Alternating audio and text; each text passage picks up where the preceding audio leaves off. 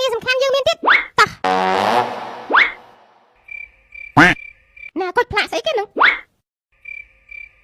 មានរូបក្បាលខ្មោចចឹងអានោះផ្លាកស្អីគេផ្លាកហ្នឹងគេចង់ប្រាប់ថាតំបន់នេះមានមីន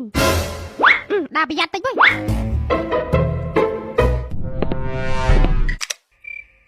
អេសម្លេងគេដឹងអីគេខៀវខៀវ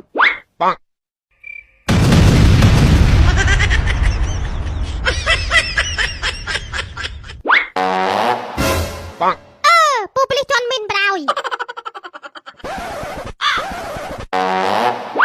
ឯណាពូប៉ូលីសដាវពូដៅលើនេះអេអីចឹងអើយពូជន់មីនដាវពូបាក់ដៃបាក់ជើងហើយដើរឡើងរួចហើយជួយជូនពូឲ្យដល់ស្រុកខ្មែរហ្មងទៅជូនពូទៅប៉ែនហ្មងអូនណែកុយឯងជូនគាត់ទៅដល់ស្រុកខ្មែរហ្មងទៅជូនទៅប៉ែនហ្មងទៅ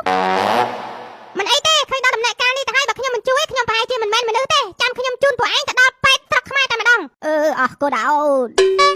ណែរត់ឯងចាំយើងនៅនឹងផ្លាសិនណាមកស្ទូទៀតយើងមកវិញហើយអូខេតាចុះ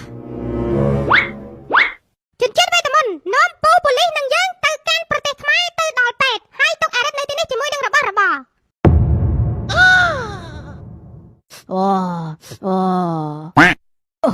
ថ្នាំនេះពិតជាល្អមកគេបានតំណែងរបស់ខ្ញុំណាអតិថិជនមួយណាក៏សរសើរដែរមិនឲ្យមានបញ្ហាទេល្អណាស់ដែរលុយរាប់មើលតារស់ស៊ីជាមួយខ្ញុំបាច់បារម្ភរឿងលុយទេសំខាន់ឲ្យតែមានតំណែង original ឲ្យខ្ញុំលោកបងរស់ស៊ីចាំមិនខ្លាចចូលគុកទេអី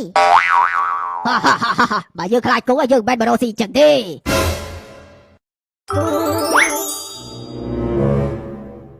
ដូចបែនទីពេទ្យហើយចូលមកមានការអីដឹងដែរអូនខុសកន្លែងអីវើយ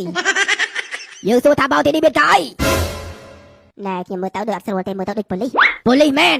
ដែរអូនឆាប់ប្រើសិលទៅកន្លែងផ្សេងវិញអត់កើទេក្រែងពួកឯងប៉ូលីសឲ្យចាប់បានសាក់អីគេពូធ្វើខុសច្បាប់ហើយតាដែរឯងមើលស្ថានភាពពូមើលធ្វើអីកើតសួរអត់ឆ្លើយអូយម៉ែអើយកាភ្លើងជិនវេទមន្តនាំពូប៉ូលីសនឹងយើងទៅមន្ទីរពេទ្យ